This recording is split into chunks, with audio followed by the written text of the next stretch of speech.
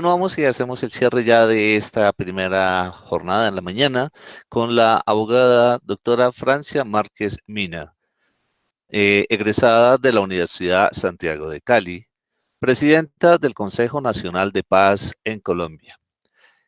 La doctora Márquez Mina ha participado en el proceso de evaluación de impactos que generaría a su comunidad y al territorio el megaproyecto de desviación del río Ovejas a la represa Salvajina. En particular, los impactos que este proyecto traerían a la vida de todos los miembros de su comunidad, incluyendo el efecto negativo sobre su territorio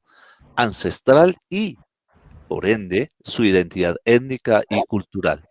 En el 2005 participó en el proceso de exigibilidad a la CBC y a la EPSA para la reparación de los impactos creados por el megaproyecto Salvajina. Por eso que se ha valido de la violación del derecho fundamental a la consulta previa con vía a reparar los impactos generados en lo ocurrido de unos aproximadamente 35 años de vida de la represa Salvajina. Doctora Claudia, la dejo en compañía de la doctora Francia. Bienvenida, buena tarde. La doctora Francia Márquez Mina nos hablará sobre los desafíos de la paz en la actualidad colombiana. Adelante, doctora Francia, tiene 20 minutos para su intervención. Bueno, muchas gracias, muy buenas tardes, un abrazo ancestral a todas las ponentes, a todos los ponentes, gracias por este espacio, un saludo a la doctora Melba, que me extendió la invitación a este importante diálogo sobre la paz, tan necesario en estos momentos, tan necesario en nuestro país. Yo voy a plantear el enfoque desde una mirada más territorial, desde una mirada más de pueblo étnico y bueno, desde mi papel como presidente del Consejo Nacional de Paz, Reconciliación y Convivencia. Lo primero que tengo que decir es que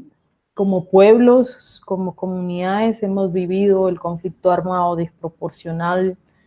en nuestros territorios. Se ha gestado la guerra y es una guerra que consideramos nunca debió ser, una guerra que nos ha costado desplazamiento forzado, que nos ha costado muerte,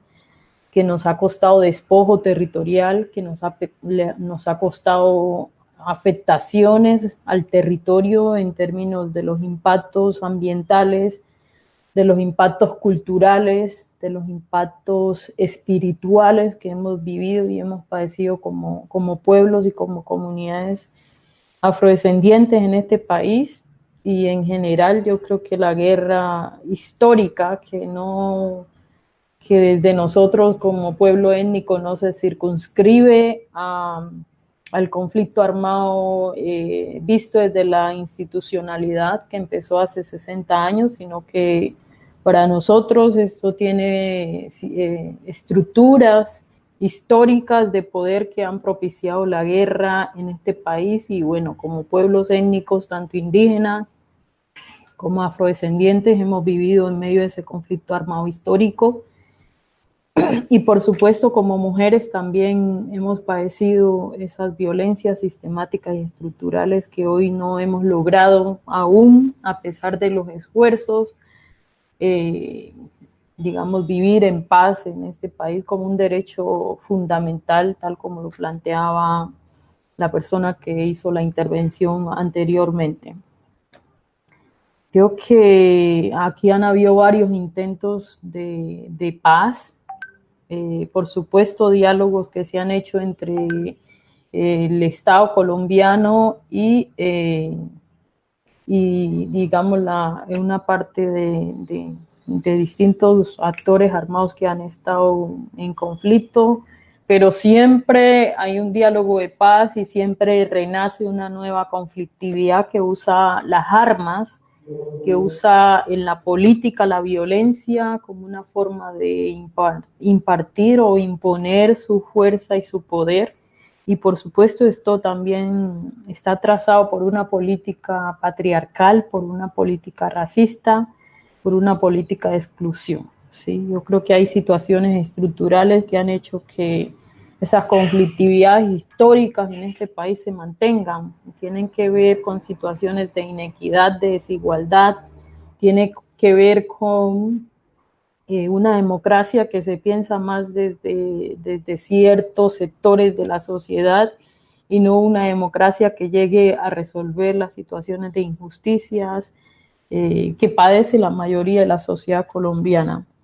Y ahí yo creo que hemos tenido desafíos como pueblos, creo que también siempre ha habido una disposición, sobre todo de las víctimas que han padecido la guerra en este país, de disponerse para la construcción, para el diálogo, para propiciar escenarios en que estos actores armados en conflicto pues busquen caminos y nos permitan vivir en paz. Tristemente eso pues hasta ahora no se logra a pesar de los esfuerzos. Acabamos de firmar un acuerdo de paz como Estado con la FARC. Hubo, digamos, todo un proceso donde participaron distintos sectores de la sociedad civil y sin embargo hoy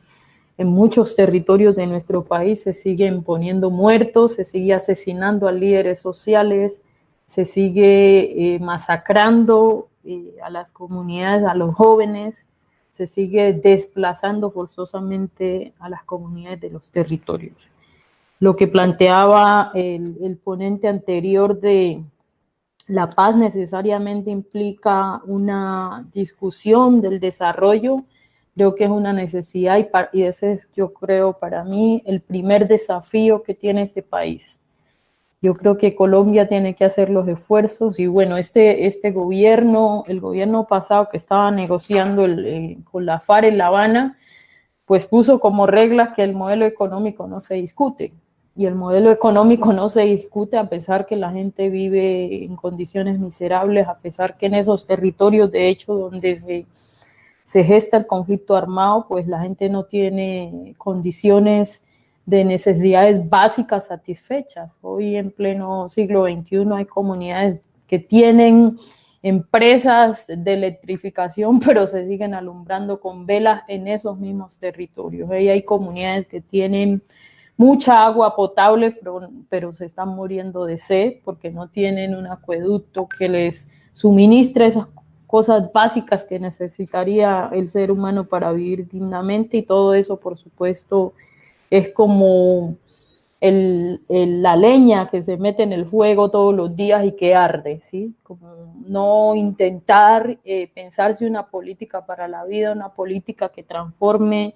esas situaciones de inequidad y desigualdad, una política que abra las puertas hacia una democracia más participativa, hacia una democracia más igualitaria entre todos, pues eso sigue echándole la gasolina al fuego que arde y de alguna manera todo eso se traduce luego en violencia que no hemos podido superar, sin desconocer que los avances que se hayan hecho han sido importantes. En ese sentido, creo que entonces tenemos desafíos de pasar esa página, de parar la violencia sobre todo. Ese es un desafío enorme. Creo que hay una experiencia también de desconfianza en quienes dialogan en los acuerdos de paz, de quienes hacen un acuerdo de paz y si se cumple o no. Y bueno, la experiencia del M-19 que fue casi que exterminado, y ahora la experiencia que está pasando con las FARC es que los excombatientes que decidieron de poner las armas también les están asesinando. Entonces no hay garantías para que esos acuerdos que se hacen en términos de decir, bueno, dejamos las armas y optamos por resolver las conflictividades de otra manera, pues no hay garantías para eso porque a quienes firman esos acuerdos se les asesina. Es una situación muy compleja que vivimos en el país, sin embargo creemos que es necesario seguir pensando en las estrategias de lograr la paz, de lograr que este país se sane. Creo que todos los colombianos y colombianas de una u otra manera nos ha tocado padecer las consecuencias del conflicto armado y creo que pues las víctimas somos las que más hemos puesto nuestra parte para que la paz sea una realidad, para que la paz llegue a nuestras casas y la paz como esa forma de también de arrancar el miedo que nos han sembrado y de poder andar tranquilos y de poder vivir dignamente, ¿no? La paz nos ha la guerra, perdón, nos ha ido expropiando de alguna manera la condición, nuestra condición humana, nos ha ido expropiando la dignidad. Y yo creo que devolver, recuperar el valor sobre la vida, que ha sido fracturada totalmente por el conflicto armado. Hoy poca gente se conmueve con la matanza que está viviendo nuestro país. Hoy poca gente en este país se conmueve con el desplazamiento forzado. Poca gente se conmueve con que todos los días se estén asesinando líderes sociales o líderes ambientales que están cuidando la casa grande, que están cuidando y propendiendo porque haya un desarrollo más cuidadoso del territorio, ¿no? Y que vea el territorio como espacio de vida. Yo creo que eso es todo un desafío y bueno, en ese caminar yo creo que es que la guerra también ha ido como haciendo en nuestra sociedad como una especie y a mí me preocupa mucho eso porque nos ha ido generando como una especie de insensibilidad y al contrario, muchas veces cuando pasan estos hechos de violencia tan terribles, y lo digo porque nos ha tocado padecerlo en nuestros territorios y una cosa es hablarlo y otra cosa es vivirlo y sentirlo y padecerlo como familia. Y yo creo que ha habido como que esa paz, esa guerra, perdón, ha ido como también haciendo, no sé si es en nuestra psiquis, en nuestro sentir, como como colocando un hielo que nos congela, que no nos permite reaccionar, que no nos permite despertar. Y para mí es súper sorprendente que haya habido un referéndum en este país y la gente haya hecho un proceso de elección de si votamos por la paz o la guerra, ¿sí? Cuando quienes estamos poniendo los muertos en los territorios y quienes estamos sufriendo las consecuencias de ese conflicto armado y de la violencia somos los más empobrecidos, la gente racializada, la gente excluida, la gente más empobrecida en este país. Y como que no les conmueve ponerse en el zapato del otro y decir, bueno, nosotros, si las víctimas, los que nos ha tocado que vivir las violencias, estamos diciendo perdonamos con fin de que eso no vuelva a pasar, cómo es que el resto de la sociedad que no lo ha vivido en carne propia, que no sabe lo que es estar en medio del bombardeo, que no sabe lo que es estar caminando en su territorio y le siembren minas antipersonas y que cuando vaya a yerbar, ¿sí? Con el asadón jale el cable y termine un familiar destrozado, que no sabe lo que significa que a una mujer lideresa como yo, ¿sí? Se le secuestren su hijo y se lo lleven para el monte para bajarle el volumen a su voz, para bajarle y acallarla. Y cómo es que la gente es tan mezquina en este país de no sensibilizarse con eso. Cómo es que no nos sensibilizamos con lo que ha vivido la comunidad de Bojayá y que hoy, ¿sí? Después de todo el ejemplo de reconciliación, de perdón que ha hecho la comunidad de Bojayá, se le esté condenando a esta comunidad que ha sufrido tanto volver a vivir el conflicto armado y volver a padecer la guerra, ¿sí? Porque se ha prometido hacer trizas ese acuerdo de paz y eso de hacer trizas no es simplemente una decisión política o una voz, eso se traduce en violencia, se traduce en daños a muchas familias, se traduce en explotaciones, como dicen las mujeres de Buenos Aires, que ahora les están asesinando sus hijos en las masacres, dicen nos están explotando con las granadas, pero pues no solamente es la granada física que nos está matando, sino las granadas de la corrupción, las granadas del patriarcado, las granadas del racismo que nos detonan todos los días encima y que nos asfixia, que no nos deja respirar. Yo creo que eso es parte de lo que yo puedo plantear. Creo que tenemos mucho por hacer. Ahora mismo, como Consejo Nacional de Paz, Reconciliación y Convivencia, nosotros le hemos entregado al gobierno nacional unos lineamientos para la política pública de reconciliación, convivencia y no estigmatización. Pero es que como ya tenemos una cultura ahí incrustada de que no podemos sacar la violencia de la política, porque eso es, los políticos en este país se acostumbraron a obtener ganancias de la guerra, ganancias de la violencia,